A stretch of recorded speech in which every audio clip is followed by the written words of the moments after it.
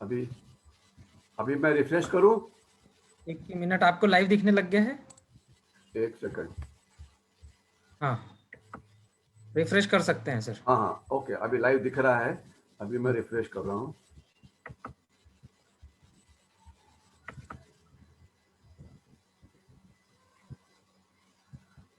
हाँ ओके, अभी page refresh हो गया है।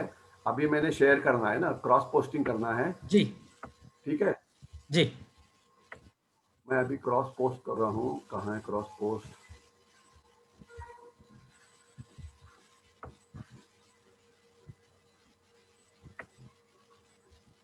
नहीं, अभी क्रॉस पोस्ट नजर नहीं आ रहा है। वीडियो एडिट कीजिएगा, वीडियो पर डबल क्लिक करके उसको बड़ा कीजिए। अच्छा, उस पर। हाँ, अभी ये आ गया, वीडियो आ गया, यहाँ पे आ रहा है मेरा वीडियो। अभी उस पर अभी अभी आ जाएगा। हाँ, वो 3 डॉट्स के ऊपर क्लिक करना है आपको। 3 डॉट के ऊपर क्लिक करना है। एडिट हाँ वीडियो। ओके, उस पर क्या करना है? Edit video. एडिट वीडियो नहीं आया, एक सेकंड होल्ड करो। हाँ हाँ, अभी एडिट एडिट पोस्ट आएगा ना? वीडियो बड़ा हो गया होगा तो एडिट वीडियो करना है सर। एडिट वीडियो नहीं आ रहा है। एडिट लोकेशन आ रहा है, एडिट डिलीट फोटो आ रहा है, एडिट डेट आ रहा है। ये फेसबुक पेज पे करना है ना? जी जी जी, फेसबुक पर जो वीडियो लाइव आया है उसको डबल क्लिक कीजिए, वो वीडियो बड़ा हो जाएगा। एक मिनट।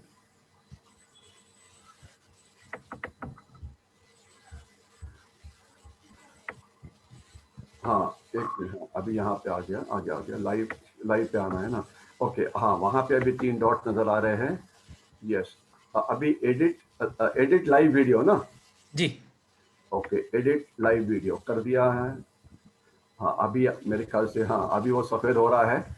अभी शायद वो क्रॉस पोस्ट वाला मिल जाएगा। ठीक है, एक मिनट ठहरो जरा।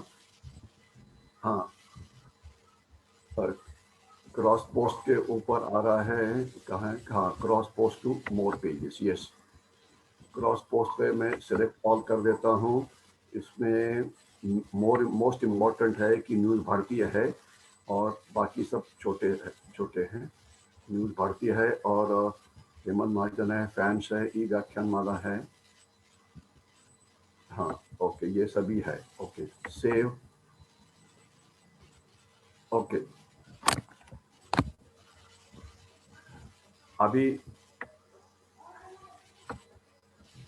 हम लोग लाइव हैं सर। हाँ, लेकिन अभी मैंने शेयर करना है ना। शेयर कहाँ से करूँ? शेयर मैंने जूम से करना है ना? हेलो। सब कुछ जूम पर चलेगा सर, आपका जूम विंडो चालू करना है। ओके,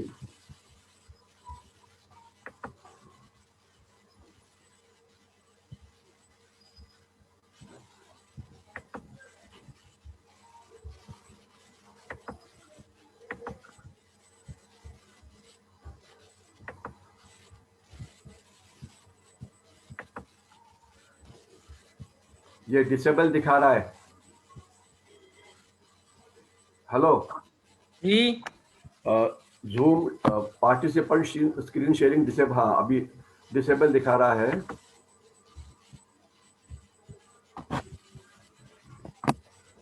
एक बार फिर करता हूँ मैं शेयर। हाँ, अभी आ गया है। ओके,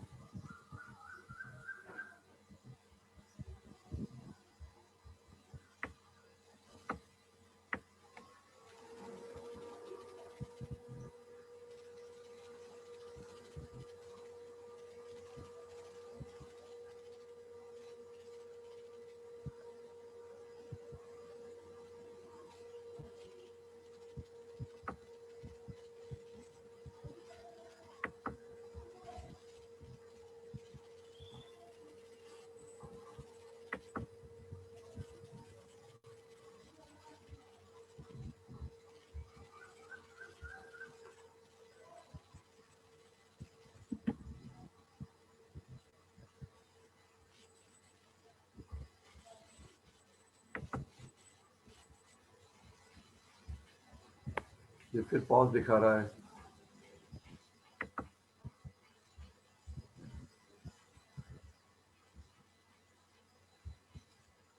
ये पॉज क्यों दिखाया इसने?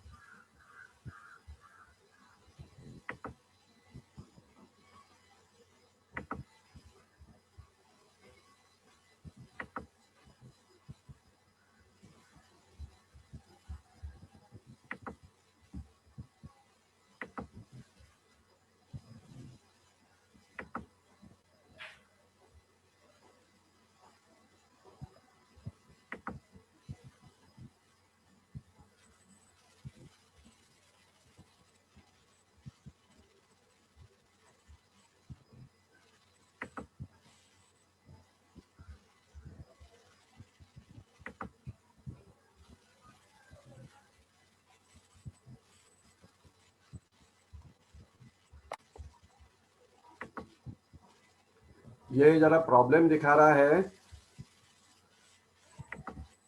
हेलो। जी जी ये उसने मेरी screen share, your screen sharing is, हाँ अच्छा अभी आ गया है। ओके अभी आ गया है। मेरी आवाज आ रही है ना? Yes sir. हाँ, और मेरा पावर पॉइंट भी नजर आ रहा है? जी ओके, अभी मैं फुल स्क्रीन पे जा रहा हूँ और शुरू कर रहा हूँ इसके बाद। जी ठीक है, जी। ओके। हाँ ओके। ओके। जय हिंद।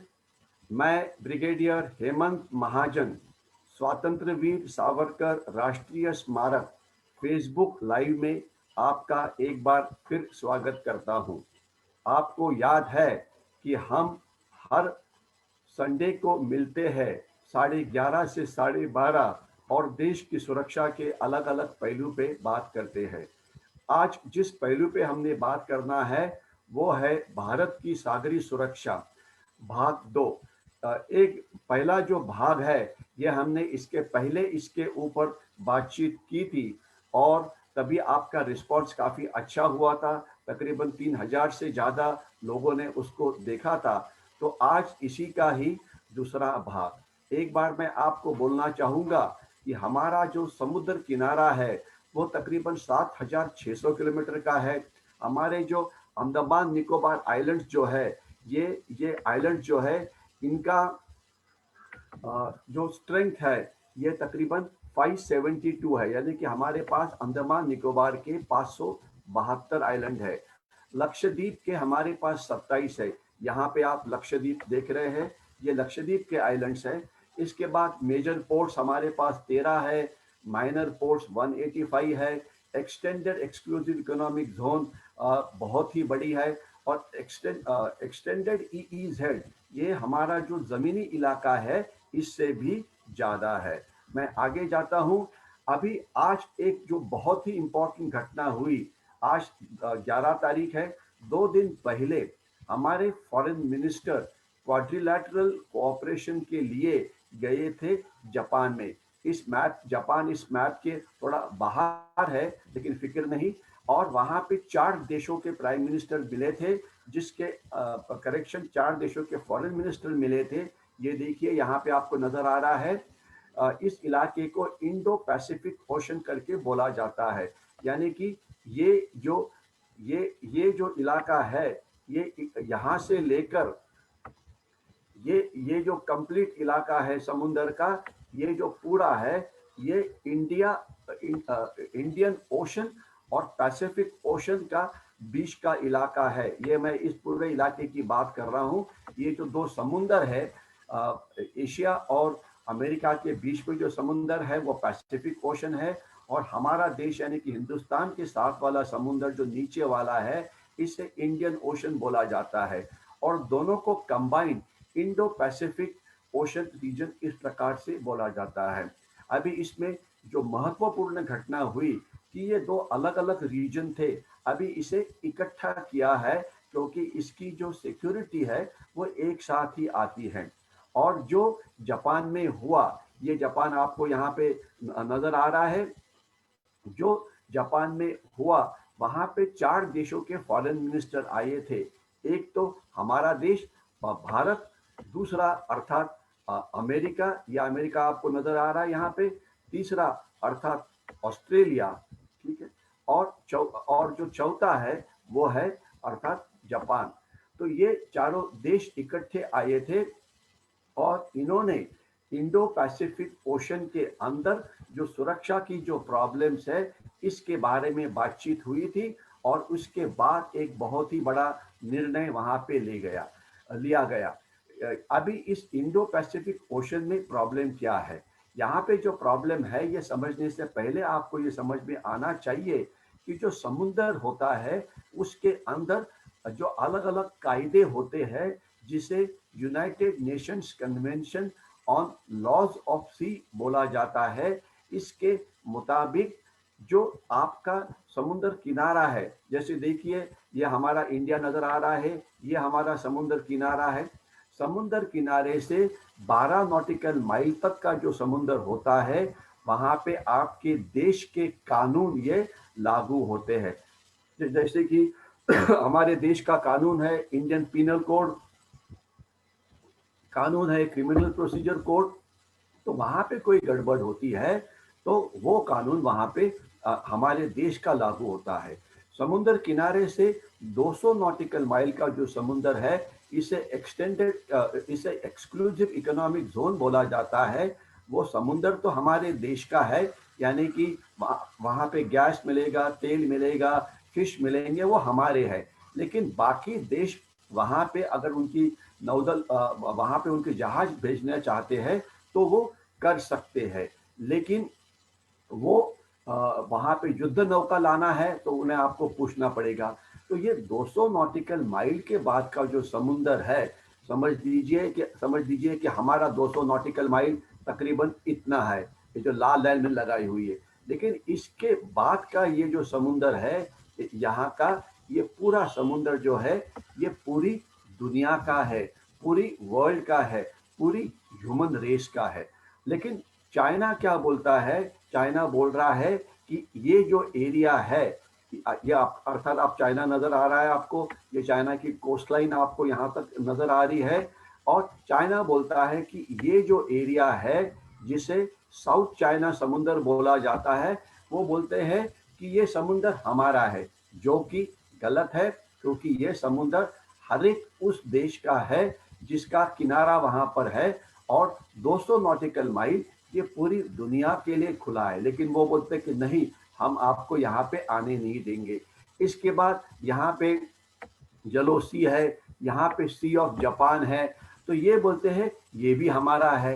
तो इसलिए यहाँ के जो देश है बहुत नाखुश है, और दादागिरी इनकी इतनी ज्यादा है कि जो फिशिंग बोट्स साउथ वियतनाम की हो या मलेशिया की हो या इंडोनेशिया की हो, अगर वो साउथ चाइना समुद्र में आ जाती है तो चाइनीज जो कोस्ट गार्ड है उन्हें डुबा देती है। यानी कि वो जो कानून है पूरी दुनिया के United Nations convention on laws of Seas, इसे वो वहां पे फॉलो करते नहीं है। तो इसलिए ये अभी का जो क्वाड्रिलैटरल कोऑपरेशन जो हुआ था, क्वाड्रिलैटरल यानी कि चौकोन, इसके अंदर ये 4 देश जिसके बारे में बोला, 6 और 7 तारीख को जापान की राजधानी यहाँ पे ये कन्वेंशन हुआ। उसके पहले एक वर्चुअल मीटिंग हुई थी और उसमें ये फैसला किया गया कि ये जो सभी देश है एक दूसरे को मदद करेंगे। ये एक नेवल कोऑपरेशन है जिसके अंदर इस समुद्र में कोई लड़ाई करनी है, कुछ काम करना है, तो चारों देशों की नेवी इकट्ठी आएगी। क्योंकि ये माना जाता है कि चाइना की इकोनॉमी ज़्यादा है, इसलिए उनकी सेना की स्ट्रेंथ ज़्यादा है। और जो अगर आप अमेरिका छोड़े तो बाकी तीनों देश की नेवी उनके तुलना में कंपैरेटिवली छोटी है। तो इसका इसीलिए जब 4 इकट्ठे हो जाते हैं तो ऑब्वियसली आपकी ताकत ये बढ़ जाती है। तो ये अभी नेवी एक दूसरे के अंदर कोऑपरेशन करेगी। इसका मतलब क्या होता है, यानी कि इंडियन नेवी जापान के जो अलग अलग पोर्ट्स हैं वहां जाके लॉजिस्टिक मेंटेनेंस कर सकते हैं, वहां जाके विजिट कर सकते हैं। एक यहाँ पे कोई प्रॉब्लम आएगी तो एक दूसरे को वो मदद कर सकते हैं। इंटेलिजेंस शेयरिंग, यानी कि आपको कुछ खबर मिलती है कि कुछ उल्टा काम होने वाला है, वो शेयर किया जा सकता है। डिफेंस कोऑपरेशन, एक दूसरे के साथ लड़ाई के लिए आप इकट्ठा तैयारी करेंगे। नेवल एक्सरसाइजेस, यानी कि नेवल एक्सरसाइज, अलग अलग नेवीज दूसरे देशों के साथ एक्सरसाइज करेगी ताकि कोई कठिन परिस्थिति आती है तो उसके अंदर आप एक दूसरे को मदद कर सकते हैं। जैसे नेचुरल डिजास्टर है, कुछ साल पहले यहाँ पे सुनामी यानी कि समुद्र भूकंप हुआ था और काफी सारा नुकसान पूरी आइलैंड नेशंस का हुआ था, तो उससे हम एक दूसरे को मदद कर सकते हैं। और इसके सिवाय पायरेसी है, इसके सिवाय दहशतवाद है, इसके ये बहुत सारी अलग अलग चीजें जो है इसमें हम कोऑपरेशन कर सकते हैं। आपको पता होना चाहिए कि अगर हम हमारी नेवल हिस्ट्री जो हमारी देश की है उसका अगर हम बातचीत करते हैं तो आपको नजर आएगा कि 19 हमारे जो 4 वॉर्स हुए हैं इसमें से 1947 का जो वॉर है उसमें हमारी नेवी का कोई खास इस्तेमाल नहीं हुआ था। 1965 के अंदर द्वारका के ऊपर पाकिस्तानी नेवी ने एक हमला किया था, लेकिन 71 के अंदर हमारे नेवल शिप्स ने कराची पोर्ट के ऊपर हमला किया था और उसको जला दिया था। और उसके बाद कारगिल के अंदर कोई लड़ाई नहीं हुई थी। 26/11 का हमला हुआ था, तो उसके बाद कोस्टल सिक्योरिटी या सागरी सुरक्षा किस प्रकार से बदली हुई इसके बारे में मैंने आपसे बात की थी। तो अभी कहने का मतलब यह कि 1971 के बाद कोई बड़ी नेवल लड़ाई नहीं हुई है, लेकिन अभी समय आ गया है कि सभी नेवीज इकट्ठा आ जाए और एक दूसरे को मदद करे। इसमें समझ में ये आना चाहिए कि ये जो गल्फ ऑफ एडन, ये जो जगह है, यहाँ से चाइना का पूरा तेल यहाँ से आता है और वो तेल इस रास्ते से वो जो मलक्का समुद्र धुनी है यहाँ से वो जाता है चाइना के अंदर। ये देखिए चाइना के अंदर। या दूसरा जो यूरोप के साथ उनका ये जो सुएज कैनाल है, जब यहाँ से कोई ये आता है उनका जो ट्रेड होता है, ये ट्रेड पूरा यहाँ से जाता है और ये पूरा ट्रेड जो है इकट्ठा यहाँ पे हो जाता है। तो ये इसीलिए मलक्का की जो समुद्र धुनी है ये ऐसी जगह है जहाँ पे हम एक दूसरे को मदद ये कर सकते हैं। तो इसके लिए इसकी इम्पोर्टेंस जो है वो आपको समझ में आनी चाहिए। और क्वाड्रिलैटरल कोऑपरेशन के अंदर अभी ये नेवी एक दूसरे को मदद करेगी। नेवल हिस्ट्री में मैं 2 चीजें और बोलना चाहता हूँ। एक है एक्सरसाइज मिलन और दूसरा है एक्सरसाइज मलबार। एक्सरसाइज मिलन यानी कि जो हमारे अंडमान निकोबार आइलैंड्स है, यहाँ पे हर साल में एक बार 15 नेवीज अलग अलग देशों की, खास तो साउथ ईस्ट एशिया की इकट्ठी हो जाती है और एक दूसरे के साथ हम नेवल एक्सरसाइज यानी कि नेवी का युद्ध अभ्यास करते हैं। और एक्सरसाइज मलबार जो है, यहाँ पे ये जो चारों देश जिसकी अभी मैंने बात की थी वो इकट्ठे आते थे। पहले हम काफी डरते थे कि ऑस्ट्रेलिया को बुलाया जाए तो चाइना को क्या लगेगा, इसलिए चाइना ने बोला कि आपने एक्सरसाइज नहीं करनी चाहिए, हम नहीं करते थे। लेकिन अभी हम चाइना से डर नहीं रहे हैं। चाइना के विरोध के बावजूद हमने ये कोऑपरेशन किया है।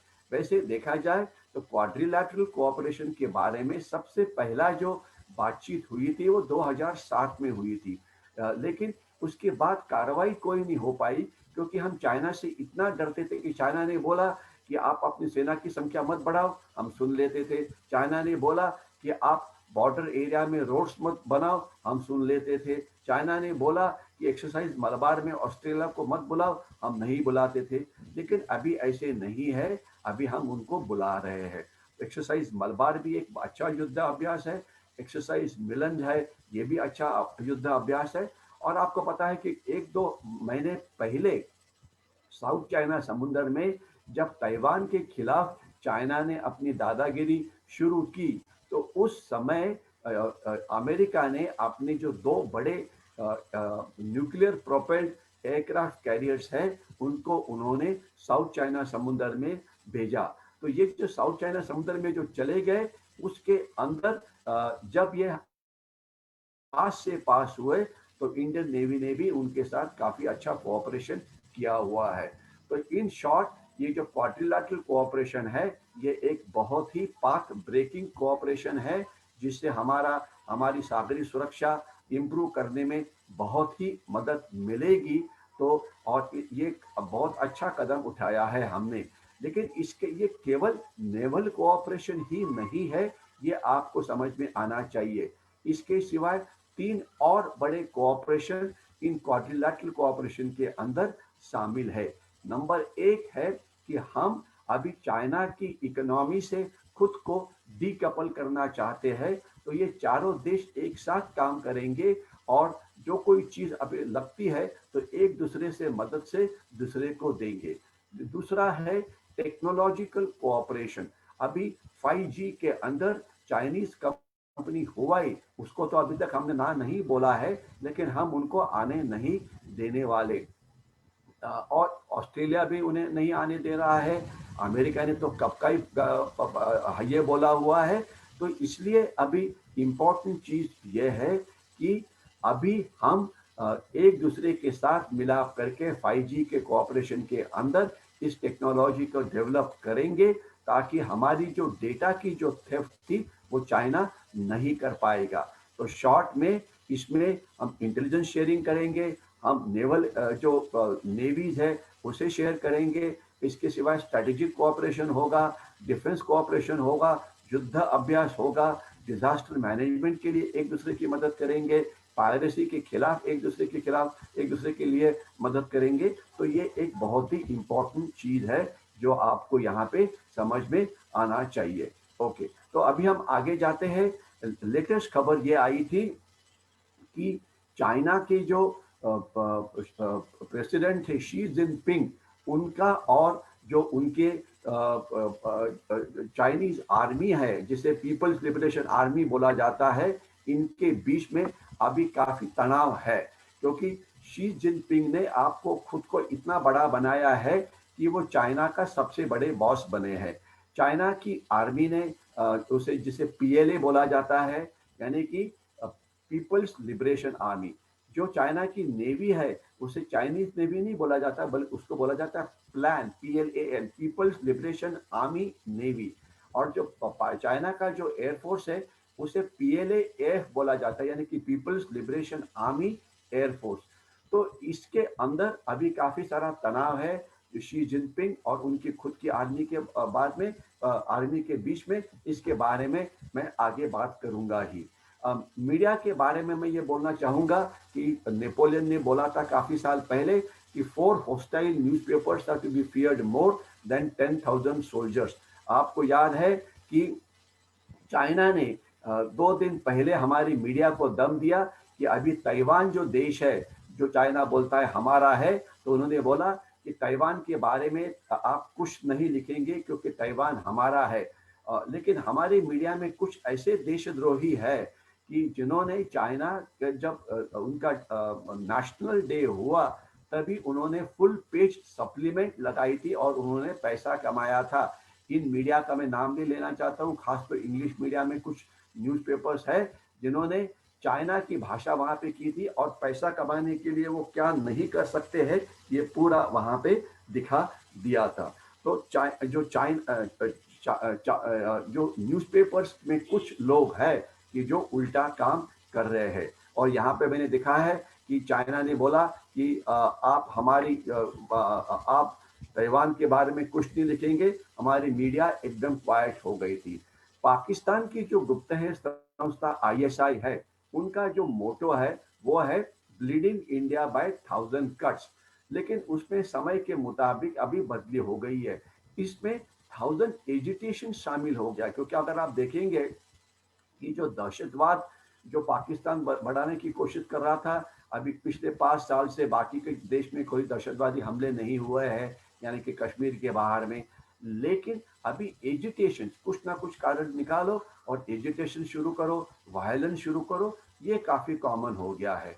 और दूसरा है 1000 एक्टिविस्ट, यानी कि कुछ एक्टिविस्ट है कि वो कोई भी डेवलपमेंटल एक्टिविटी ये बंद कर सकते हैं। उसका मैं एक ही एग्जांपल देना चाहूंगा एक्टिविस्ट का। एक वेदांता नाम की कंपनी है, उनकी कॉपर फैक्ट्री थी तमिलनाडु के अंदर, उनके खिलाफ ये चाइनीज एक्टिविस्ट ने एक मुकदमा शुरू किया कि ये फैक्ट्री से पोल्यूशन बढ़ता है, और वो हाई कोर्ट में चले गए। हाई कोर्ट ने बोला कि इस फैक्ट्री को रोको। उसके बाद ये आगे चले गए एनजीटी के अंदर, यानी कि नेशनल ग्रीन ट्रिब्यूनल के अंदर।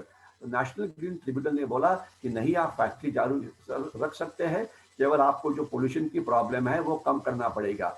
लेकिन ये एक्टिविस्ट इतने पावरफुल है कि वो सुप्रीम कोर्ट में चले गए, और सुप्रीम कोर्ट के अंदर उन्होंने स्टे लाया कि इसको बंद करो। जैसे ये फैक्ट्री बंद हो गई तो फायदा किसका हुआ? फायदा हुआ चाइना का।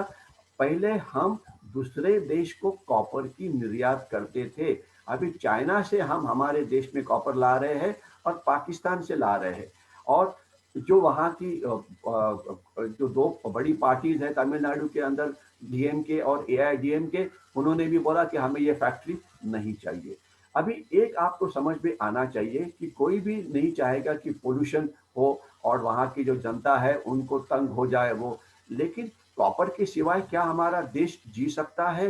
आप देश में कॉपर नहीं बनाएंगे तो और कहाँ से लाएंगे? आप डबल पैसा देके बाहर से उसको इंपोर्ट करेंगे।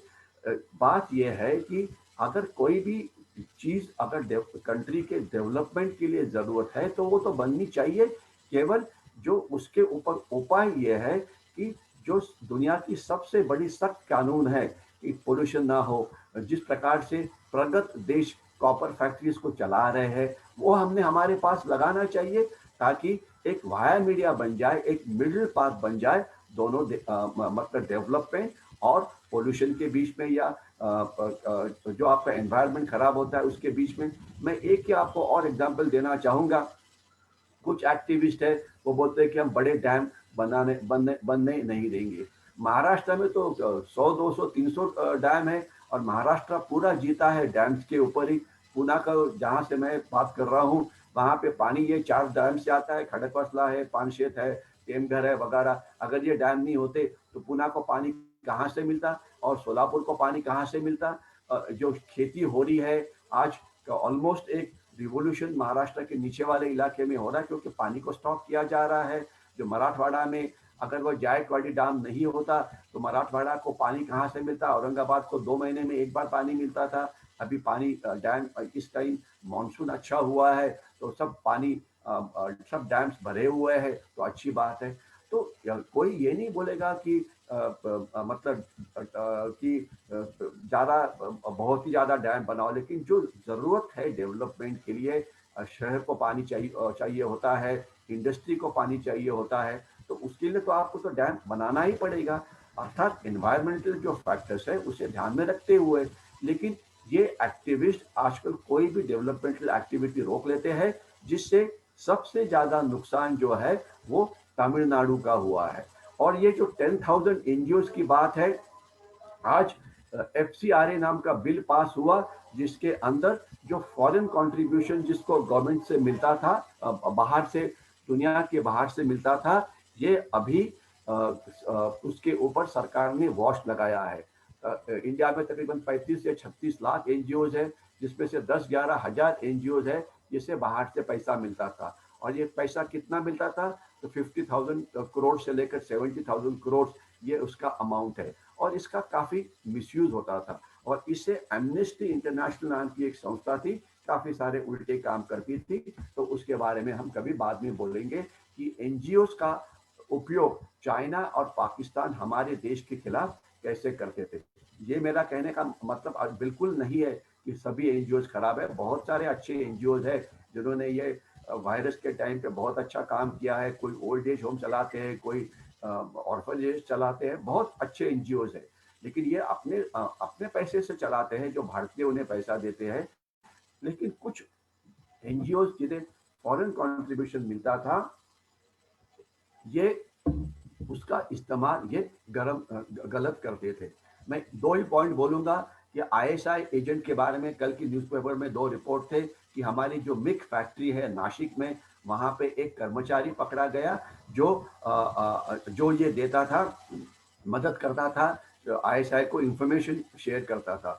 और दूसरा, ये जो गौतम नवलखा है जिनके खिलाफ खटला चल रहा है कोर्ट के अंदर, कल की पेपर में न्यूज़ है कि नेशनल इन्वेस्टिगेशन एजेंसी ने हाईकोर्ट के अंदर ये बोला है कि गौतम नवलखा भी आईएसआई एजेंट्स को मिलते थे।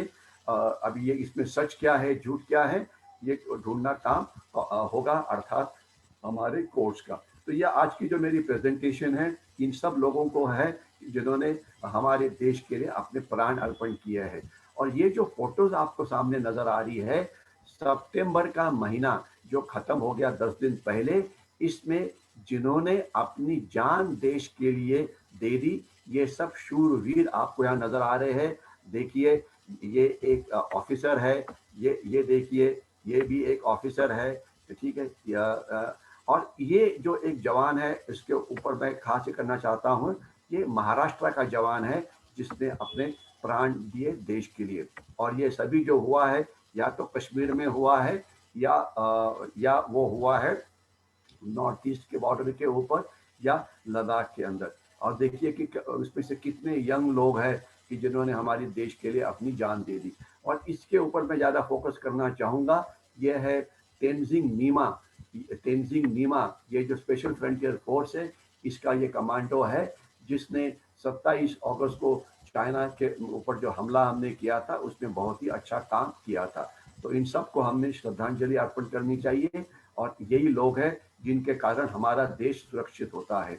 नॉर्थ ईस्ट के बारे में लेटेस्ट खबर यह है कि 2 दिन पहले ही नॉर्थ ईस्ट का एक ग्रुप उसने हमारे सेना के ऊपर हमला किया था और इस महीने में 4 सोल्जर्स हमने नॉर्थ ईस्ट में गंवाए हैं। ये ज़्यादातर ये जो हमारे आसाम राइफल के सोल्जर्स हैं।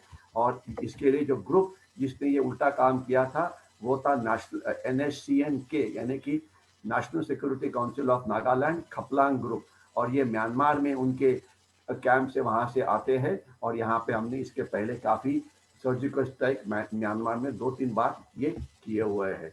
आज की लेटेस्ट खबर अगर आपने न्यूज़पेपर में पढ़ा होगा तो कश्मीर वैली में 4 दहशतवादियों को भारतीय सेना ने मार दिया है कल की रात को। और ये जो मारे गए थे ये इस कश्मीर वैली के अंदर मारे गए थे। अच्छी बात यह है कि हमारे सोल्जर्स उसमें कोई मारे नहीं गए हैं। तो ये इस प्रकार से ये गड़बड़ जो है ये चलती रहेगी और सेना के कारण हम कश्मीर में दहशतवाद को आगे बढ़ने नहीं दे रहे हैं।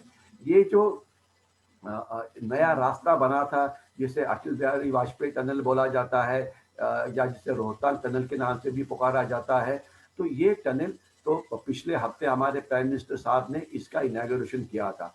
लेकिन परसों की न्यूज़पेपर में जो चाइना का न्यूज़पेपर है ग्लोबल टाइम्स, उसमें उन्होंने दम दिया था कि जब लड़ाई होगी तो हम इस टनल को बर्बाद कर देंगे। लेकिन ये बर्बाद नहीं कर सकते क्योंकि ये टनल इतना अंदर नीचे से बनाया हुआ है कि कोई भी चाइनीज एयरफोर्स इसे कभी भी बर्बाद नहीं कर पाएगा।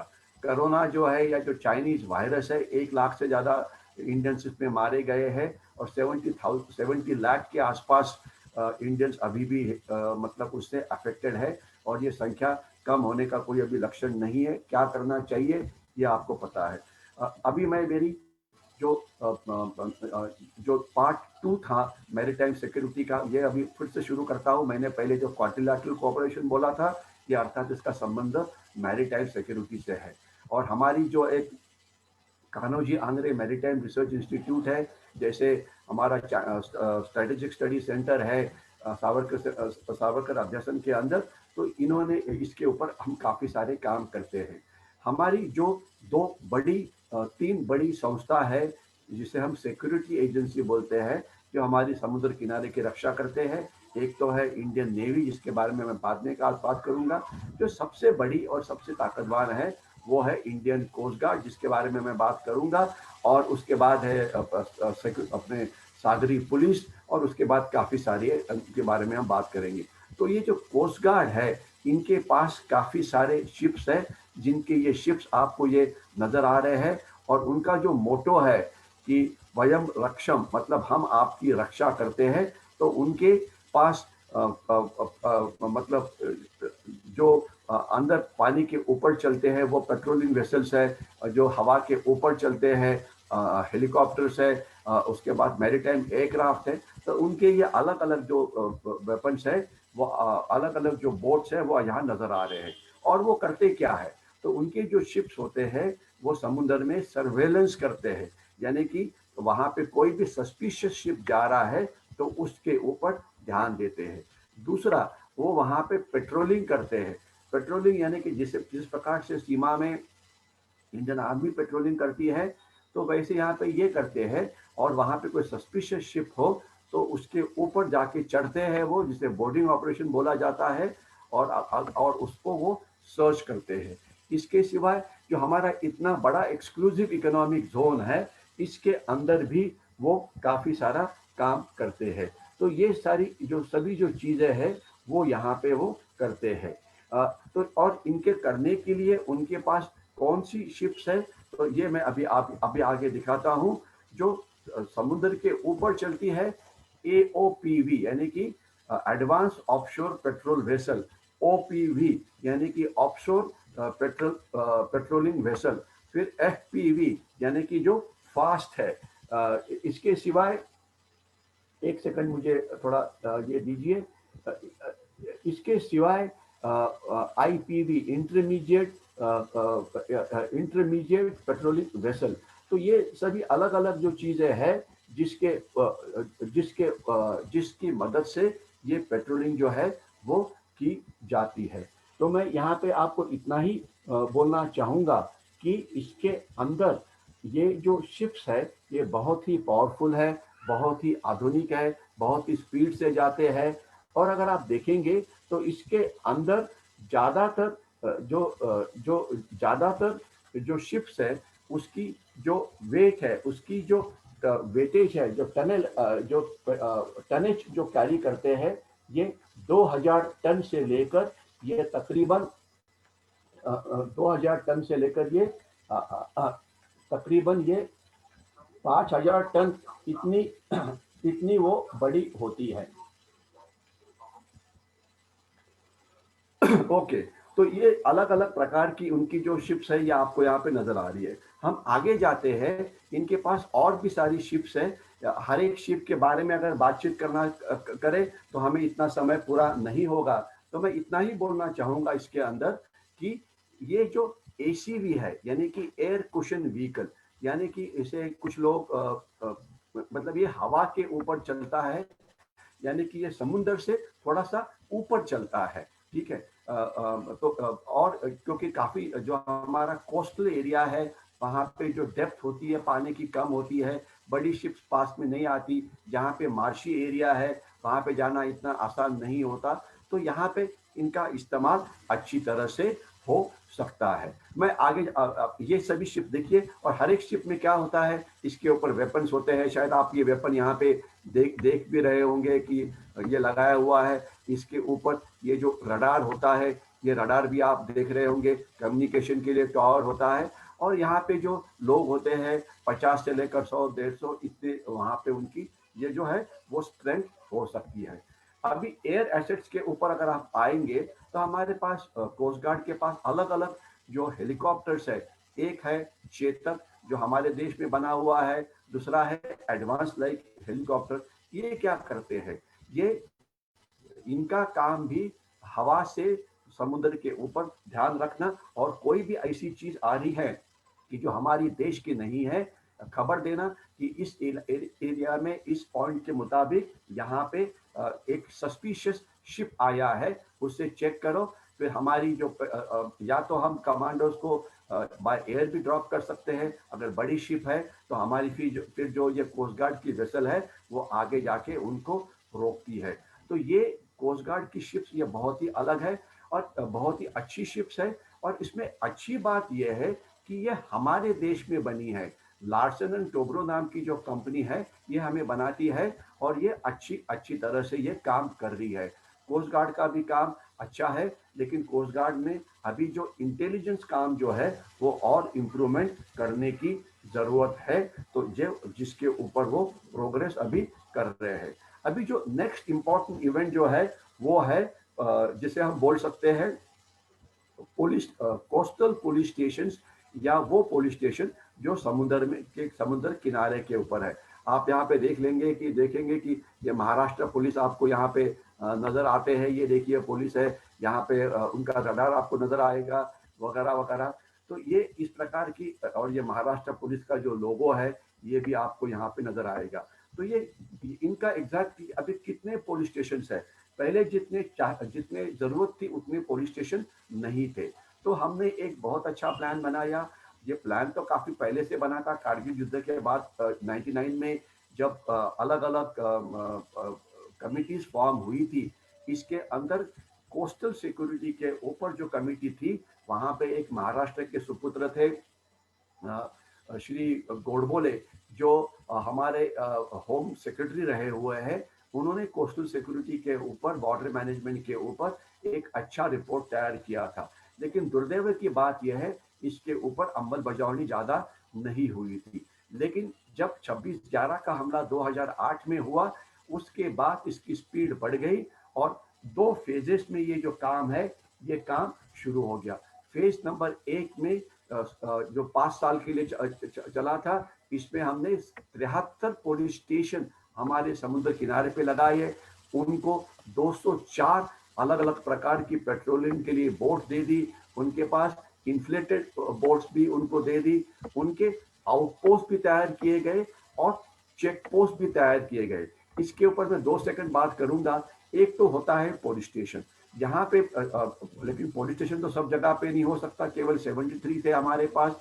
तो काफी जगह पे आउटपोस्ट यानी कि एक छोटा पुलिस स्टेशन होता है जो वहां पे ध्यान रखता है। और तीसरा है चेक पोस्ट, यानी कि अगर आपने कभी आप कोकण में गए होंगे, तो अगर आप कोकण किनारे से अगर आप वेस्टर्न महाराष्ट्र की तरफ आ रहे हैं, तो आपको अनेक जगह के ऊपर अलग अलग चेक पोस्ट नजर आएंगे, जिनका काम होता है कि आपकी गाड़ी को रोका जाए और आपकी गाड़ी को चेक किया जाए, ताकि आप स्मगलिंग नहीं करेंगे, कोई उल्टा काम नहीं करेंगे।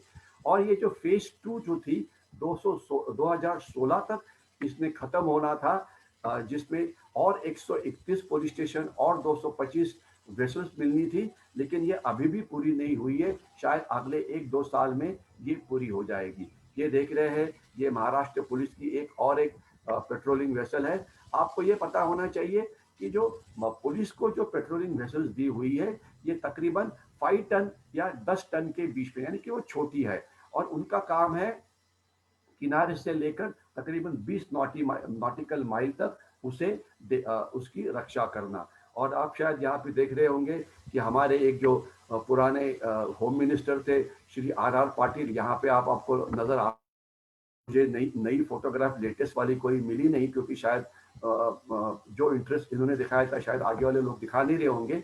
तो कोस्टल पुलिस स्टेशन की जो अभी संख्या है, हमारी देश की जो 7,600 किलोमीटर का जो एरिया है, वहां पे 204 पुलिस स्टेशन है। उनको पेट्रोलिंग के लिए 429 बोट दी हुई है। रबर की बोट उनके पास 10 है, आउटपोस्ट 58 है, और चेक पोस्ट जो है ये 97 है, यानी कि 204। अगर आपका गणित अच्छा होगा तो आपको ये नजर आ जाएगा कि 7,600 किलोमीटर में 204 पुलिस स्टेशन, यानी कि एक पुलिस स्टेशन का एरिया ये 80 किलोमीटर 90 किलोमीटर इतना ज्यादा होता है। और 429 वेसल्स दिखाए हुए हैं, लेकिन उसमें से कुछ ऑफ रोड होते हैं, किसको पेट्रोलिंग की प्रॉब्लम होती है। तो एक समय ये माना जाता है कि किनार पट्टी के ऊपर दिन के समय 1 या 2 पुलिस की जो वेसल्स है ये पेट्रोलिंग करती होगी। आउटपोस्ट भी है, चेक पोस्ट भी है, लेकिन इन्होंने जो चोरों को पकड़ना चाहिए वो काम कोई खास ज्यादा नहीं हुआ है। तो एक पुलिस की हेल्पलाइन है, जहाँ पे आप उनको कोई भी आपको प्रॉब्लम आ जाती है तो समुद्र के अंदर तो आप ये कर सकते हैं। इसके सिवाय पुलिस ने कुछ मोबाइल के सिम कार्ड्स जो हमारे ये है जो हमारे कोस्ट एरिया में रहते हैं फिशरमैन, उनको दी हुई है। तो ये आप देख लीजिए। हमारे देश की सबसे बड़ी आह्वान यह है कि हम एक 3rd लार्जेस्ट फिश प्रोड्यूसर है, और हमारी समुद्र के अंदर ये आप फिगर देखिए 3 लाख से ज्यादा फिशिंग वेसल्स समुद्र के अंदर फिशिंग करती है, और 2.3 मिलियन जो है ये हमारे फिशरमैन है। तो इसका मतलब क्या होता है? इसका मतलब ये होता है कि समुद्र में फिशिंग वेसल्स बहुत है। इसमें से कुछ लोग, बाकी लोग, ज़्यादातर लोग तो फिशिंग का ही काम करेंगे, लेकिन कुछ उल्टा काम करेंगे, यानी कि इलीगल ट्रेड हो सकता है, स्मगलिंग हो सकता है, दहशतवादी जैसे 2009-8 में आए थे वैसे आ सकते हैं, वगैरह वगैरह। तो ये इतनी सारी जो बोट्स है, इसमें शत्रु की बोट कैसे ढूंढ के निकाली जाए, ये हमारे सामने एक बहुत बड़ा आह्वान है। और जैसे पहले अभी हमारी इसमें जो बोट्स, फिशिंग बोट पे काफ़ी सारी इम्प्रूवमेंट हुई है। अभी हमने उनको कलर कोड किया है, अभी हमने उनको नंबर दिया है, अभी जो फिशरमैन है उनको हमने आइडेंटिटी कार्ड दिए हैं, पुलिस के पास उनका आइडेंटिटी कार्ड चेक करने के लिए रीडर्स मिले हुए हैं। लेकिन जो एक इलेक्ट्रॉनिक आइडेंटिटी होती है, जैसे आपका मोबाइल आपकी एक इलेक्ट्रॉनिक आइडेंटिटी है, तो उस प्रकार की आइडेंटिटी वहाँ पे नहीं है, जिसे एक जीपीएस बोला जा सकता है। तो वो अभी तक जिसे एआईएस बोलते हैं, ऑटोमेटिक इंडिकेशन सिस्टम, कि जो नंबर से आप बोट को रडार के ऊपर ढूंढ सकते हैं कि ये कौन सी बोट है, तो वो अभी हमारे फिशिंग में शामिल नहीं हुआ है। जब हम कोस्टल सिक्योरिटी की बात करते हैं, तो मैंने बोला है कि नेवी है, वहाँ पे कोस्ट गार्ड है, वहाँ पे पुलिस है, लेकिन उसके बावजूद जब दहशतवादी समुद्र किनारे में पहुंचते हैं, जैसे 26/11 में हुआ था, ये ताज होटल को आप देख रहे हैं, तो उस समय जब पुलिस उनको पकड़ नहीं पाती है, तो अर्थात ये काम किसे दिया जाता है? ये काम के लिए नेशनल सिक्योरिटी गार्ड का इस्तेमाल 26/11 में हुआ था। और जो उनका ऑपरेशन था, वो 3 दिन जो चला, ऑपरेशन ताज के अंदर, ट्राइडेंट के अंदर वगैरह, उसमें 10 जो दहशतवादी अंदर आए थे। इस ऑपरेशन का नाम ऑपरेशन ब्लैक टॉर्नेडो रखा था। नेशनल सिक्योरिटी गार्ड के जो कमांडोज है, ये भारतीय सेना के हैं, और इन्होंने वहाँ पे बहुत अच्छा काम किया। 10 में से 8 दहशतवादी मारे नेशनल सिक्योरिटी गार्ड में। उनकी संख्या 250 से ज़्यादा नहीं थी, लेकिन जो उनमें शौर्य है, उनमें जो धैर्य है, उनका जो नेतृत्व था, वो किसी में नहीं है। और वहाँ पे 2 हमारे अच्छे सोल्जर्स मार्टर हो गए, मेजर संदीप उन्नीकृष्णन, जिनको परमवीर अशोक चक्र मिला था, जो हमारे देश का हाईएस्ट अवार्ड है, और हवलदार गजेंद्र सिंह, जो 9 पैरा कमांडोज का था। ये दोनों ने अपनी जान दे दी, उनको दोनों को अशोक चक्र मिला। तो 10 में से 8 तो इन्होंने मारे थे। ऑपरेशन ब्लैक टॉर्नेडो कैसे हुआ, ये होटल के अंदर कैसे गए, इसके ऊपर काफ़ी सारे आर्टिकल्स लिखे हुए हैं, इसके ऊपर मैंने भी काफ़ी सारा लिखा हुआ है। अगर आप सावरकर स्ट्रेटेजिक स्टडी सेंटर के अंदर ही देखेंगे, तो हमने इसके ऊपर वीडियोस भी तैयार किए हैं कि एग्जैक्टली उस समय क्या हुआ था। तो इसलिए मैं उस पर ज़्यादा डिटेल में नहीं जाऊँगा। लेकिन एक और हीरो की बात करने की ज़रूरत है, वो है तुकाराम ओबाळे। जो 2 दहशतवादी, एक जिंदा पकड़ा गया कसम, उसको बाद में हमने हैंग किया, और एक जो मारा गया उसे तुकाराम ओबाळे ने पकड़ा था। और तुकाराम ओबाळे जो था, ये इंडियन आर्मी का एक रिटायर्ड हवलदार, सिग्नल से रिटायर्ड हो गया था, और उसके बाद ये पुलिस में शामिल हुआ था। तो ये हीरोज है जिन्होंने दहशतवादियों को वहां पे मारा था। ऑपरेशन ब्लैक टोर्नाडो 1 वगैरह, इसके अंदर जिन्होंने काम किया था, वो थे 51 और 52 स्पेशल एक्शन ग्रुप, इन्होंने काम किया था। और इसके लिए इनको एक कीर्ति, 2 अशोक चक्र, 1 कीर्ति चक्र, 1 शौर्य चक्र, 6 सेना मेडल, और chief of army staff competition card, इनसे इनका गौरव किया गया। और संदीप उन्नीकृष्णन और हवलदार गजेंद्र सिंह को अर्थात अशोक चक्र से सम्मानित किया गया, जिन्होंने दोनों ने अपने प्राण की ये दे दी। अभी लेटेस्ट सिचुएशन क्या है? लेटेस्ट सिचुएशन ये है कि हमारी सागरी सुरक्षा में बहुत फर्क पड़ा है। बोट्स को अच्छी तरह से हम अभी कंट्रोल कर रहे हैं, लेकिन जब भी ये चेक किया जाता है, तो नजर आता है कि काफी सारी नई बोट्स आती है जो रजिस्टर नहीं होती। एक ही नंबर और एक ही कलर और एक ही नाम का इस्तेमाल करते हुए काफी सारी बोट्स होती है। काफी सारी बोट्स जो फिशिंग वेसल्स है, खास तो 20 टन के जो नीचे है, वो आपको नजर नहीं आती समुंदर से, अपनी रडार के ऊपर से। तो ये आपकी प्रॉब्लम अभी भी है, इसे काफी समय लग जाएगा। लेकिन इसमें हमारी सबसे बड़ी जो स्ट्रेंथ है वो है समुद्र किनारे पे जो हमारी पॉपुलेशन रहती है वो, और खास तो फिशरमैन कम्युनिटी। तो आज समुद्र किनारे की रक्षा करने में सामान्य आदमी की जो भूमिका है ये काफ़ी इम्पोर्टेंट है, खास तो फिशरमैन की। तो फिशरमैन में कोलीवाड़ा समुद्र सर्वेलेंस काउंसिल तैयार किया गया हुआ है। फिशरमैन की ब्रीफिंग की जाती है, उन्हें हमारी सिक्योरिटी एजेंसीज के कान और आँख बोलते हैं, वो काफ़ी बार अच्छी खबर देते हैं, कोई शक नहीं है। लेकिन इसमें और ज़्यादा इम्प्रूवमेंट की ज़रूरत है। और एक मेरा कहना है, मानना है कि हमने इसलिए कि जो ये एरिया है यहाँ से दहशतवादी इतने ज़्यादा स्पीड से नहीं आते हैं जिस प्रकार से वो कश्मीर में आते हैं। तो यहाँ पे अगर हम टेरिटोरियल आर्मी का इस्तेमाल करें तो हम हमारे टेरिटोरियल आर्मी की हमने बटालियन बनानी चाहिए, और जो लोग फिशिंग मतलब विलेजेस में रहते हैं उनको वहाँ पे लगाना चाहिए, ताकि हम कम से कम खर्चे में हमारी सीमा की सुरक्षा ठीक तरह से करते रहेंगे। ये है नेवी के पास जो अलग अलग वेसल्स है। इसके बाद ये आपको नजर आ रहा है डीप मतलब एयरक्राफ्ट जो दूर तक जा सकते हैं, मीडियम रेंज के है, लॉन्ग रेंज के है, वर्टिकल टेक ऑफ वाले है। ये केवल समय की कमी के कारण मैं ज़्यादा नहीं बोलना चाहूँगा, लेकिन हमारी सर्वेलेंस अभी तकरीबन ठीक है, लेकिन और जो एक्शनेबल इंटेलिजेंस है ये हमारी सबसे बड़ी इम्पोर्टेंट वीकनेस है।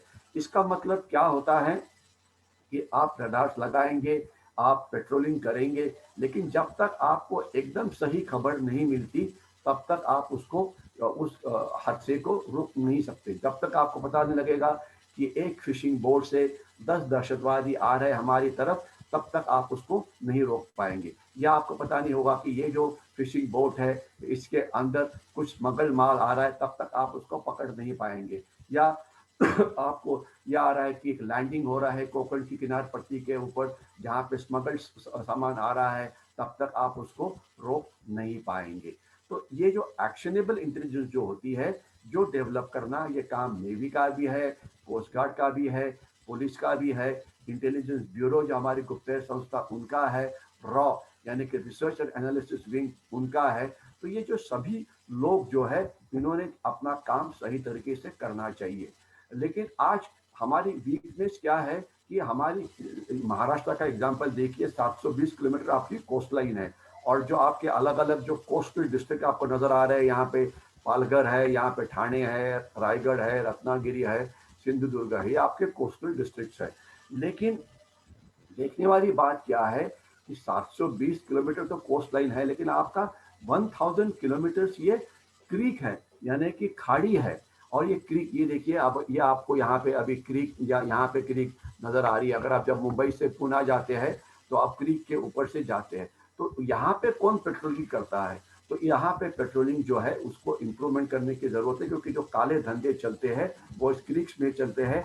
और आप में से जिसे किसी को थोड़ा इतिहास पता होगा, मराठा नेवी, कान्होजी आंग्रे की नेवी या छत्रपति शिवाजी महाराज की नेवी, तो जो छत्रपति के जो किले थे वो ये क्रीक्स के जो माउथ है, यानी कि जो खाड़ी के जो माउथ है, खाड़ी का जो जहाँ से समुद्र से खाड़ी जमीन के अंदर जाती है, तो उनके पूरे जो किले थे वो इस क्रीक्स के ऊपर बसे हुए थे, ताकि वो लोगों के ऊपर नजर रख सके। तो थोड़ा और इस इलाके में सर्वेलेंस बढ़ाने की जरूरत है। तो लेकिन कोस्टल सिक्योरिटी का सबसे बड़ा वीकनेस ये है कि हर एक बोलता है कि मेरा काम इतना ही है। इंडियन नेवी बोलती है कि हमने केवल डीप सी ओशन में जाना है, कोस्ट गार्ड बोलता है कुछ और कि इंटेलिजेंस हमारा इतना अच्छा नहीं है, कोस्टल पुलिस बोलते हैं कि हमारी ट्रेनिंग थोड़ी और मजबूत करने की ज़रूरत है। लेकिन कोस्टल सिक्योरिटी में जितनी भी एजेंसीज है, हर एक का काम है हमारी सागरी सुरक्षा करना। कोई भी कारण नहीं दे सकता है, और इसमें सामान्य आदमी को अगर हम गुप्तहेर बना सकते हैं तो ये हमारे लिए एक अच्छी बात होगी। आज का हालात क्या है, हमारी सागरी सुरक्षा यहाँ पे आप डायग्रामेटिकली देख पाएंगे। इसमें आपको नजर आएगा कि अगर आपका मतलब सागरी सुरक्षा है, इसके 3 लेयर्स है। इन तीन लेयर्स के अंदर सब जो बाहर वाला, जो सबसे पास वाला जो लेयर है वो लेयर है आपका, जिसके अंदर नेवी रिस्पॉन्सिबल है। 200 नॉटिकल माइल के उस तरफ इंडियन नेवी का काम है आपको सागरी सुरक्षा ये देना। उसके बाद जो है, इसके बाद जो है वो काम है, जब आप शुरुआत करते हैं लीजिए कोस्ट लाइन से, तो 12 नॉटिकल माइल तक या 20 नॉटिकल माइल तक मरीन पुलिस यानी कि सागरी पुलिस, इनका ये काम होता है। ये देखिए यहाँ पे आपको सागरी पुलिस का जो एरिया है ये नजर आ जाएगा। तो ये पहली लेयर हो गई। इंडियन कोस्ट गार्ड जो है 12 नॉटिकल माइल से 200 नॉटिकल माइल तक कोस्ट गार्ड ये देखता है, और 200 माइल की तरफ तो आगे इंडियन नेवी देखती है। तो कागज पे ये अच्छा लगता है, लेकिन इसमें इसके बावजूद यहाँ से इलीगल ट्रेड होता है, स्मगलिंग होता है, कुछ उल्टे काम दहशतवादी कर लेते हैं। तो इसे थोड़ा सा और ज़्यादा मजबूत करने की ज़रूरत है, ये आपको समझ में आना चाहिए। और जो अलग अलग स्टेक होल्डर्स जो यहाँ पे है वो यहाँ पे आपको नज़र आ रहे हैं। ये जो स्टेक होल्डर्स है, ये जो स्टेक होल्डर्स कौन कौन है? नेवी के बारे में तो हमने बात की है, कोस्ट गार्ड के बारे में बात की है। मैं आ जाता हूँ CISF के ऊपर, सेंट्रल इंडस्ट्रियल सिक्योरिटी फोर्स। जो हमारे मेजर पोर्ट्स है उसकी रक्षा करना काम ये CISF का है, जो करते हैं। लेकिन लैंड बेस्ड है, यहाँ पे पोर्ट्स के अंदर प्रॉब्लम जो होती है वो थेफ्ट की होती है, सैबोटाज की होती है। आपको याद होगा ये 2 साल पहले मुंबई हार्बर के अंदर हमारा एक बुचर आइलैंड नाम का चीज है, जहाँ पे हमारा तेल को स्टॉक किया जाता है, वहां पे आग लग गई और तकरीबन 200 करोड़ का जो पेट्रोल या डीजल है वो जल गया। तो यानी कि चोरी से या सैबोटाज से या सबवर्शन से भी हमारा काफी नुकसान होता है। पुलिस के बारे में तो हमने बात की है। डिपार्टमेंट ऑफ फिशरीज जो है, इनका काफी इंपॉर्टेंट है।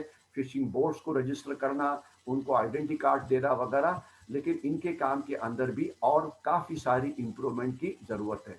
इंडियन एयरफोर्स का काम केवल सर्वेलेंस का है। आपको याद है कि अभी कुछ देर पहले खबर आई थी कि जो एक साउथ में जो इंडियन एयरफोर्स का जो बेस है, वहाँ पे उन्होंने कुछ सुखोइस को वहाँ पे डिप्लॉय किया हुआ है। उद्देश्य ये है कि इंडियन ओशन के अंदर या इंडो पैसिफिक के अंदर अगर इंडियन एयरफोर्स की ज़रूरत पड़ती है तो वहाँ पे उनके एयरक्राफ्ट अवेलेबल है। लेकिन उनका सर्वेलेंस काफ़ी अच्छा है, बड़े उनके पास एक मैरीटाइम रे की एयरक्राफ्ट है जिसका इस्तेमाल तो किया जा सकता है। BSF की वाटर विंग है, खास तो रण ऑफ कच्छ के इलाके में। अभी रण ऑफ कच्छ का जो इलाका है ये यहाँ पे अभी मैं दिखा नहीं सकता हूँ, तो इसलिए मैं उसको आगे अगर समय मिलेगा तो बाद में बात करने की कोशिश करूंगा। लेकिन रण ऑफ कच्छ में इनका काम इम्पोर्टेंट है, जहाँ पे काफ़ी बार दहशतवादी आ जाते हैं, स्मगलिंग का उल्टा काम होता है, इलीगल ट्रेड भी होता है। लाइट हाउसेज तो आपने देखे ही होंगे, यहाँ से बहुत ही बढ़िया सर्वेलेंस होती है। इसके सिवा और हमारे जो काफ़ी सारे रडार्स है इस इलाके में रखे हुए हैं। कस्टम्स, जो भी चीज़ कोई बाहर से आती है तो उसके ऊपर नज़र रखना, ये जो काम होता है ये कस्टम्स का है। और जहाँ जहाँ भी इंटरनेशनल पोर्ट्स है, तो इंटरनेशनल पोर्ट्स के अंदर जो ये है, वहाँ पे इंटरनेशनल पोर्ट्स के ऊपर नज़र रखने के लिए हमारा जो एक इम्पोर्टेंट इंस्टीट्यूशन है वो अर्थात है आपका कस्टम्स। और कस्टम्स काफ़ी सारा माल पकड़ती है जो इलीगली हमारे देश में आता है। आपको याद होगा कि कुछ देर पहले उन्होंने कुछ सोना पकड़ा था जो यहाँ पे आ रहा था वगैरह। तो ये इस प्रकार का काम तो होता ही है। लेकिन आप इम्पोर्टेंट चीज़ ये है कि जो जिस प्रकार से 100% हमें उसमें मदद मिलनी चाहिए सब चीज़ रोकने के लिए, वो मदद आपको नहीं मिलती। तो कस्टम्स का इंटेलिजेंस डिपार्टमेंट को और इम्प्रूव करना चाहिए, और जो भी चोरी का सामान अंदर आता है इसे हमने रोकना चाहिए। अभी मेरे ख्याल से मेरे घड़ी में 12:30 बज रहे हैं, मेरा समय ज़्यादा हो गया है, तो मैं अगले 5 मिनट में अभी रुकने वाला हूँ। और इसका ही जो पार्ट 3 होगा, इसके बारे में हम जब नेक्स्ट संडे को मिलेंगे तो बात करेंगे, क्योंकि याद रखिए ये एक बहुत ही बड़ा सब्जेक्ट है। मैं आपको पिक्चोरली काफ़ी चीज़ें दिखाने की कोशिश कर रहा हूँ ताकि आपको याद हो जाए कि हम हमारी देश की समुद्र से रक्षा किस प्रकार से करते हैं। अभी देखिए कोस्टल सिक्योरिटी के लिए कितनी सारी एजेंसीज है। एक तो है सेंट्रल एजेंसीज, दूसरी है स्टेट एजेंसीज। आपको याद है, अगर वो मेरा पहला मैप आपको याद होगा, तो तकरीबन 9 कोस्टल स्टेट्स है, 4 यूनियन टेरिटरीज है, इनके बीच में का कोऑर्डिनेशन और अलग अलग डिपार्टमेंट। देखिए अभी आपकी अलग अलग इंटेलिजेंस एजेंसी होती है, आईबी है, रॉ है, नेवल इंटेलिजेंस है, कोस्ट गार्ड इंटेलिजेंस है, पुलिस इंटेलिजेंस है, सीआईडी है, तकरीबन 14-15 तो इंटेलिजेंस, कस्टम्स इंटेलिजेंस है वगैरह, रेवेन्यू इंटेलिजेंस है। तो ये इनके बीच में कोऑर्डिनेशन और होना चाहिए। जो हमारे पुलिस के पास उनके इंडिया रिजर्व बटालियंस होती है, उनके पास एसआरपीएफ होता है। इंडियन नेवी के बारे में मैंने थोड़ी सी बात की है कि क्वाड्रिलेटरल कोऑपरेशन में कोस्ट गार्ड के बारे में मैंने बात की है, पुलिस के बारे में मैंने बात की है, वाटर विंग बीएसएफ के बारे में मैंने बात की हुई है। बाद में जब मुझे समय मिलेगा तो जो काम वो कर रहे हैं वेस्ट बंगाल के अंदर, उसके ऊपर हम बातचीत करेंगे। सेंट्रल इंडस्ट्रियल सिक्योरिटी फोर्स के ऊपर हम बात करेंगे। और यहीं पे मैं बोलना चाहूँगा कि इनके सिवाय काफ़ी सारी प्राइवेट सिक्योरिटी एजेंसीज भी है जो कोस्ट लाइन के ऊपर काम करती है। एग्जाम्पल दिया जाए तो अगर आपने देखा होगा कि काफ़ी सारे प्राइवेट पोर्ट्स हमारे किनार पट्टी के ऊपर है, तो काफ़ी जगह पे उनकी जो सिक्योरिटी है ये प्राइवेट सिक्योरिटी कंपनीज के ऊपर होती है, जिसके अंदर कोई रिटायर्ड पुलिस वाले, कुछ रिटायर्ड फौजी ये होते हैं। तकरीबन काम अच्छा करते हैं, लेकिन इनका काम और इम्प्रूवमेंट करने की ज़रूरत है। इसके बाद कस्टम्स और इमिग्रेशन एक ऐसा डिपार्टमेंट है कि अगर ये चाहे तो ये काफ़ी सारी चीज़ कर सकते हैं। इनके भी काम के अंदर और इम्प्रूवमेंट करने की ज़रूरत है। पोर्ट ट्रस्ट जो होता है, पोर्ट के अंदर जो मैनेजमेंट होता है वो इनसे होता है। पोर्ट का मैनेजमेंट अपने आप में एक अलग विषय है। उनको जो सिक्योरिटी थ्रेट्स होती है, या वो थेफ्ट से हो, या वो बॉम्ब ब्लास्ट से हो, या वो सबवर्शन से हो, या सैबोटेज के हो, कभी बाद में बात करेंगे। DG shipping, director general shipping, जो हर एक शिप जो हमारे कोस्ट लाइन पे होता है इसका कंट्रोल रखते हैं डीजी शिपिंग। उनकी बहुत सारी ड्यूटीज है, कुछ वो ठीक करते हैं, कुछ में और इम्प्रूवमेंट होने की ज़रूरत है। डीजी लाइट हाउसेस, यहाँ पे हमारे रडार तो लगे हुए हैं, इसके सिवाय हमारे कुछ हम और डिवाइसेस लगा रहे हैं, वहाँ पे लगे हुए हैं। इसके बारे में मैं और कभी बाद में बात करूँगा। फिशरीज डिपार्टमेंट है, डीजी हाइड्रोकार्बन्स है, इकोनॉमिक एजेंसीज है, ये सारे काफ़ी सारे लोग यहाँ पे है। अभी मैं, ये मेरी लास्ट स्लाइड होंगी, उसके बाद हम रुकेंगे और कुछ सवाल है तो वो सवाल लेने की कोशिश करेंगे। अभी हमारा क्या हुआ है कि हमने हमारी पूरी किनारे के ऊपर रडार्स लगाए हुए हैं, जो बड़े शिप को रडार के ऊपर आप देख सकते हैं। तो इसलिए फॉरेन की शिप हो, हमारी कोस्टल शिपिंग की शिप हो, उसे देखा जा सकता है। और ये रडार का coverage almost complete coastline के ऊपर हो गया है, इंक्लूडिंग जो हमारा रडार का कवरेज हमारा इवन इसके ऊपर भी है, अंडमान निकोबार आइलैंड्स के ऊपर भी है, डिगलीपुर में है, पोर्ट ब्लेयर में है, कैंपल बे में है। और यहाँ पे आपको ये नज़र नहीं आ रहा है लक्षद्वीप आइलैंड्स, वहाँ पर भी है। तो ये सब रडार का जो कवरेज है, ये डिस्ट्रिक्ट वाइज, पहले जो डिस्ट्रिक्ट हर एक स्टेट के अंदर कोस्ट गार्ड का एक डिस्ट्रिक्ट हेडक्वार्टर होता है, वो रडार कवरेज उनके डिस्ट्रिक्ट हेडक्वार्टर में आ जाता है। वहाँ से जो उनका जो एक जॉइंट ऑपरेशनल कमांड होता है, हमारे 4 जेओसीज है, एक यहाँ पे वो पूरा इकट्ठा आ जाता है। एक जेओसी आपका मुंबई में है, यहाँ पे पूरा सारा कवरेज आ जाता है। दूसरा जो है वो कोची में है, जिसके अंदर इंक्लूडिंग जो कवरेज यहाँ पे है अपना क्या नाम है, लक्षद्वीप और मिनिकॉय आइलैंड्स में, वो यहाँ पे इकट्ठा किया जाता है। तीसरा जो आपका है वो वाइजाग में है, विशाखापट्टनम में है, और अर्थात जो लास्ट वाला जो है ये पोर्ट ब्लेयर में है। तो यहाँ पे ये पूरा कवरेज इकट्ठा किया जाता है, उसका एनालिसिस होता है, इसका मतलब समझाया जाता है वगैरह वगैरह। तो ये कवर अच्छी है।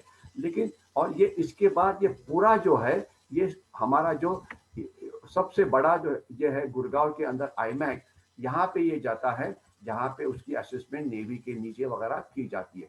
तो और इसके अंदर नेवी भी होती है, कोस्ट गार्ड भी होती है, पुलिस के भी रिप्रेजेंटेटिव होते हैं, काफ़ी एजेंसीज भी यहाँ पे आती है। तो अच्छा काम तो होता है, लेकिन अभी हमारा जो वीक पॉइंट जिसे इम्प्रूवमेंट करने की ज़रूरत है वो ये है कि फिशिंग बोट जो है 3.5 लाख के आसपास, इसे जो हमने देना चाहिए AIS यानी कि ऑटोमेटिक आइडेंटिफिकेशन सिस्टम, उसे हम दे नहीं पा रहे हैं, क्योंकि फिशिंग वाले बोलते हैं कि इसकी कीमत 20-22 हज़ार के आसपास है एक AIS की, इतना पैसा हमारे पास नहीं है।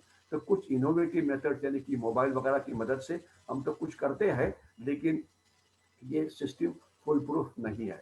तो मेरे ख्याल से अभी बोलने के लिए काफ़ी सारा है। मैं आपको इतना ही बोलना चाहूँगा कि कोस्टल मैरीटाइम सिक्योरिटी में हमारा जो कोऑपरेशन अभी जो क्वाड्रिलैटरल कोऑपरेशन में हुआ है, वो एक अच्छी चीज़ है, जिससे हम चाइना को अच्छी तरह से करारा जवाब दे पाएंगे। एक्सरसाइज मलबार, एक्सरसाइज मिलन जो हम कर रहे हैं, वो अच्छी बात है। इसके सिवाय कोस्टल सिक्योरिटी के अंदर नेवी है, कोस्ट गार्ड है, पुलिस है, एजेंसीज है। अभी इसमें बहुत सारा फर्क पड़ा हुआ है, लेकिन कोई भी काम जब तक पूरा नहीं होता, जब तक वहां पे काम करने वाले बहुत ही अच्छी तरह से काम करते हैं। यानी कि मैं अभी अगले 2 मिनट में रुकने वाला हूं कि एक होता है हथियार और दूसरा होता है उसको हथियार को चलाने वाला सैनिक। तो ये बोला जाता है कि हथियार से ज्यादा महत्व का जो है वो हथियार जो चलाने वाला जो सैनिक है वो ज्यादा इम्पोर्टेंट है। तो ये मैं सैनिक के बारे में आपको दिखाना चाहूंगा, और जब नेक्स्ट टाइम हम मिलेंगे तो हम थोड़ा सा बातचीत करेंगे अंडमान निकोबार आइलैंड के बारे में, थोड़ा बातचीत करेंगे लक्षद्वीप आइलैंड के बारे में, और अलग अलग जो थ्रेट्स है उसके बारे में बातचीत करेंगे।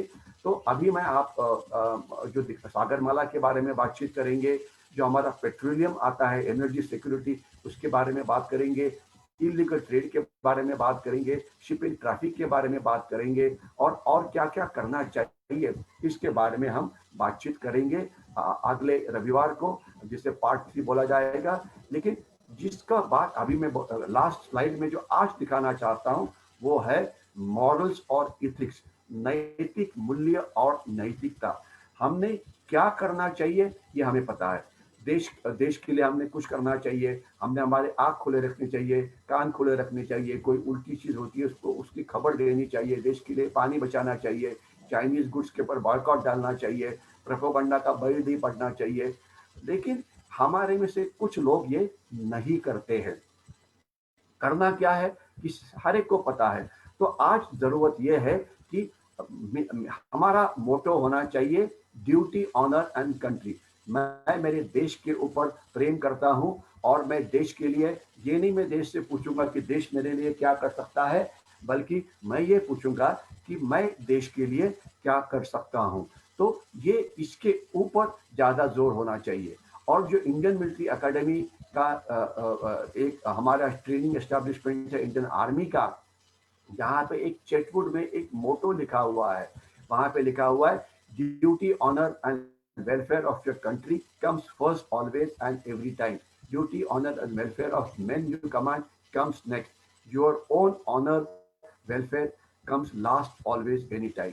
यानी कि सबसे पहले देश, उसके बाद मेरे नीचे काम करने वाले लोग, और सबसे लास्ट में मैं खुद। तो ये मत पूछो कि मुझे देश से ये चाहिए, मुझे देश से वो चाहिए। मैं देश के लिए क्या कर सकता हूँ। आप जिस फील्ड के अंदर भी है, जरूरी नहीं है कि आपने नेवी में होना चाहिए, कोस्ट गार्ड में होना चाहिए। आप फार्मर है तो वर्ल्ड क्लास फार्मर बनो, अगर आप एंटरप्रेनर है तो वर्ल्ड क्लास बनो, अगर आप शिक्षक है तो द्रोणाचार्य से ज़्यादा अच्छे बनो, अगर आप विद्यार्थी है तो आप अर्जुना से ज़्यादा अच्छे बनो। यानी कि हर एक क्षेत्र में जहाँ पे हम काम करते हैं वहाँ पे हमने वर्ल्ड क्लास बनाना चाहिए, जिससे हमारी इकोनॉमी इंप्रूव होगी, हमारा देश वर्ल्ड क्लास बनेगा। और चाइना का ये जो चैलेंज है, चाइना और पाकिस्तान का, इसे उसको करारा जवाब देने के लिए हम आने वाले समय में और ज़्यादा करारा जवाब ये दे पाएंगे। तो यहीं पे मैं रुकता हूँ कि मेरा देश प्रथम, मैं सबसे लास्ट, ये हमारा मोटो, और हम रुकते हैं। और अगर आपसे कुछ सवाल है तो ये सवाल को हम लेते हैं एक 5 मिनट के लिए। मैं अभी देखता हूं कि कुछ चैट में कुछ सवाल आए हैं, तो मैं ये उसमें से कुछ सवाल लेता हूं कि देख यहाँ से कुछ है, कुछ सवाल देते, क्योंकि सवाल तो आपके अच्छे आते हैं। और यहाँ पे मैं इतना ही बोलना चाहूँगा कि हमने कुछ पेजेस में ये शेयर किया था, तो अलग अलग पेजेस के ऊपर जो चार्ट होता है वो अनफॉर्चुनेटली सबका यहाँ पे नहीं आ पाएगा, तो इसलिए मैं सबको ये नहीं कर पाऊँगा। लेकिन रवि दत्त शर्मा जी बोलते हैं कि जय हिंद, आपको भी जय हिंद। एक सेकंड, ये ओके ओके। अशोक गुजराल जी जय हिंद बोल रहे हैं, सुरेश शेट्टी जी जय हिंद बोल रहे हैं। मैं सबको आपसे यही रिक्वेस्ट करूंगा कि अगर आपको ये वीडियो अच्छा लगा होगा तो कृपया इसे लाइक करिए, इसकी लिंक जरूर लोगों के साथ शेयर करिए, सोशल मीडिया के ऊपर या व्हाट्सएप के ऊपर। सुरेश नागवेकर भी जय हिंद बोल रहे हैं, धनंजय शिंदे भी जय हिंद बोल रहे हैं, राजेंद्र वरारकर जी बोल रहे हैं कि सागरी सुरक्षा के लिए अत्याधुनिक प्रणाली का उपयोग होना आवश्यक है। राजेंद्र जी, आपका कहना बिल्कुल सही है। और उसमें एक अत्याधुनिक प्रणाली जिसका मैंने ये बोला था कि 3.5 लाख हमारी फिशिंग बोट्स है जिसके ऊपर इलेक्ट्रॉनिक आइडेंटिटी कोई नहीं है। वहां पे हम AIS यानी कि ऑटोमेटिक आइडेंटिफिकेशन सिस्टम लगाना चाहते हैं, जो कि एक GPS के मुताबिक होता है, आपके गाड़ी के ऊपर होता है, आपके मोबाइल में होता है, जिसकी कीमत 15 से 20 हजार तक होती है। लेकिन ये हमारे कोली बांधव बोलते हैं कि हम नहीं लगा पाते, हम इतना हम पुअर लोग हैं, हम नहीं कर सकते। तो सरकार उसको उनको फ्री में देने की सोच रही थी, इसलिए जो हमारा DRDO है वो थोड़ा सस्ते में इस प्रकार का ये बना रहा है, लेकिन अभी वो हुआ नहीं है। हम 9-10 साल से बोल रहे हैं कि हमने AIS दिया जाए जिससे बोट को आइडेंटिफाई करना ये काफ़ी आसान होगा। लेकिन ये देखिए, तंत्रज्ञान तो एक अच्छी चीज़ है, इस पर कोई शक नहीं है, लेकिन इसमें ज़्यादा इम्पोर्टेंट है वो जो तंत्रज्ञान को चलाने वाला आदमी। रडार अच्छा है तो उसमें नज़र आता है, अगर अगर आपने रडार ही ऑफ कर दिया, अगर आप सो गए तो क्या होगा? तंत्रज्ञान का कोई उपयोग नहीं होगा। तंत्रज्ञान के ऊपर आपको एक बोट नज़र आ रही है, लेकिन अगर जो उसको जो देखने वाला जो आदमी है जो वो सो गया तो क्या होगा? अगर आपको AIS दे दिया यानी कि ऑटोमेटिक आइडेंटिफिकेशन सिस्टम दे दी, आपको ये पता होना चाहिए कि काफ़ी सारी इंटरनेशनल जो शिप्स होती है उनके ऊपर ये AIS लगा हुआ होता है, क्योंकि वो कंपलसरी है। वो क्या करते हैं, आपके एक्सक्लूसिव इकोनॉमिक जोन से जाते हैं और वो AIS को ऑफ कर देते हैं। अभी बताइए आप क्या करेंगे? और ये परसेंटेज 30-40% इतना ज़्यादा है। क्योंकि ये क्यों करते हैं? क्योंकि वो सोचते हैं कि उससे हमें इंडियन नेवी तंग करेगी या कोस्ट गार्ड तंग करेगी या अलग अलग या कुछ उल्टा काम करना चाहेंगे। अभी एक आधा फिशिंग वेसल स्मगलिंग के लिए इस्तेमाल हो रहा है, तो वहाँ पे AIS का कोई फायदा नहीं, क्योंकि वो बंद ही कर देगा। आपको पता होना चाहिए कि जो 26/11 का हमला हुआ था वो कुवैत का बोट वहाँ पे इस्तेमाल किया गया था। ये हमारी इंडियन फिशिंग वेसल थी, जिसका वो जो मालिक था वो पाकिस्तान के अंदर इसके अंदर था, क्या नाम है उसका, वो पाकिस्तान के तुरुंग में था। तो टेक्नोलॉजी आना बिल्कुल आवश्यक है, इसमें कोई शक नहीं है, लेकिन टेक्नोलॉजी का इस्तेमाल करने वाले भी अगर देशभक्त नहीं है, अपनी ड्यूटी पूरी तरह से निभाते नहीं है, तो इसका कोई फायदा नहीं है। तो जो मैंने स्लाइड लास्ट में दिखाई थी, मॉरल्स और इथिक्स, कि मैं देश के लिए क्या कर सकता हूँ, हर एक लोग अगर वो सोचे तो ज़्यादा अच्छा काम होगा। सुरेश नागरकर जी पूछ रहे हैं कि नाइट पेट्रोलिंग कैसे किया जाता है। ऐसे है कि जो जब तक मेरा अंडरस्टैंडिंग है, नाइट पेट्रोलिंग करने के लिए बहुत अच्छी स्किल की ज़रूरत होती है। पेट्रोलिंग का एक चीज़ समझ में आना चाहिए कि अभी तक नाइट पेट्रोलिंग पुलिस जो कोस्टल पुलिस है उनकी जितनी चाहे उतनी नहीं है, लेकिन कोस्ट गार्ड की तो ज़रूर होती है, उनके रडार से वो देख सकते हैं। लेकिन वो थोड़ी बड़ी शिप होती है, 2000 टन से लेकर 5000 टन तक, तो वो थोड़ा कोस्ट से दूर होती है। तो नाइट पेट्रोलिंग के लिए अगर आप फिशिंग व्हीकल्स का भी इस्तेमाल करें तो अच्छा होगा, क्योंकि क्या होता है कि एक जो बोट चलती है तो उसके ऊपर पैसा काफी पेट्रोल के ऊपर या डीजल के ऊपर खर्चा होता है, जिससे जिससे हमारा बजट ये बढ़ता है। अगर आपको पता होगा, आपने न्यूज़पेपर में पढ़ा होगा, 26/11 का जब दिन आता है तो न्यूज़पेपर में आर्टिकल आने शुरू होते हैं कि कुछ पुलिस की बोट काम नहीं करी है, उनका मेंटेनेंस ठीक नहीं है, वो बंद पड़ी हुई है, उनको डीजल के जो मिलता है वो केवल 4 घंटा वो दिन में उसके साथ चला सकती है, क्योंकि डीजल तो लगेगा, पेट्रोल की बोट चलेगी। तो इसलिए हमेशा पेट्रोलिंग करना इतना आसान नहीं है। तो इसलिए कुछ लो कॉस्ट ऑप्शंस हमने ढूंढने चाहिए, तो जिसमें टेरिटोरियल आर्मी का इस्तेमाल हो, जिसमें फिशिंग वेसल्स का इस्तेमाल हो। मैंने एक बार ये रिकमेंड किया था कि पेट्रोलिंग के लिए जब तक पुलिस की स्किल डेवलप नहीं होती, तो कुछ पुलिस की जो कर्मचारी है जो हमारे फिशिंग वेसल्स है उसके अंदर ही वो बैठ सकते हैं और नज़र रख सकते हैं, क्योंकि फिशिंग वेसल में चलाने का काम तो उनका होता नहीं है, वो तो चलाने वाले फिशरमैन हैं जो अच्छे होते हैं। या हमारी कुछ वेसल्स जो है जिसे कोस्टल ट्रेड के लिए इस्तेमाल किया जा सकता है। तो क्या इस वेसल के ऊपर हम कोस्ट गार्ड की या नेवी के लोग नहीं बैठा सकते? क्योंकि अगर एक नेवी की बड़ी शिप आपने पेट्रोलिंग करना है तो उसकी कीमत ज़्यादा होती है। जो अगला वाला सवाल फ्रिगेट्स या डिस्ट्रॉयर्स के ऊपर है, अगर ये इसको चलाना है तो इसकी कीमत काफ़ी ज़्यादा होती है। तो हमारी बोट को चलाने के बदले जो कोस्टल शिपिंग है, तो जो समुद्र किनारे पे जो ट्रेड कर रही है, उसके ऊपर अगर हम हमारे लोग रख सकते हैं, नेवी के हैं, कोस्ट गार्ड के हैं, इंटेलिजेंस एजेंसीज के, तो उसका भी हम इस्तेमाल कर सकते हैं।